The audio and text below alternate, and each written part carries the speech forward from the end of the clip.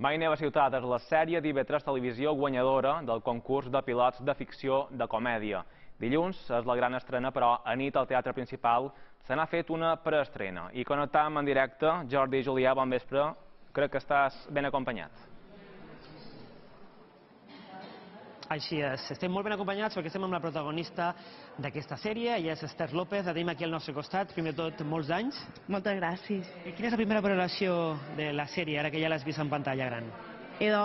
Estic vermella d'emoció de veure live, no sé, ha estat molt emocionant, molt engrescador i ha acabat i hem dit si mos podíem posar els altres perquè te quedes amb les ganes de vull el següent i l'altre. Molt bé.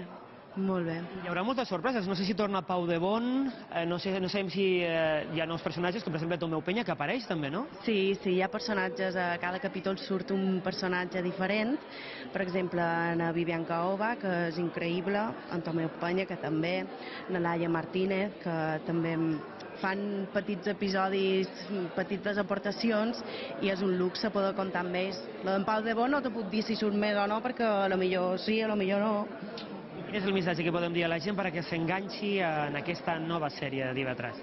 És una sèrie molt fresca, innovadora, amb coses que no s'han vist a IV3 per un públic molt més jove, però també que xerra de coses no només de la nostra edat, dels trentañeros, sinó que també xerra amb gent més gran i també de com aquesta gent ho viu tot això.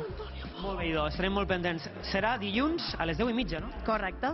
Doncs dilluns a les 10:30 a IV3 Televisió, gran estrena a Mai Neva Ciutat.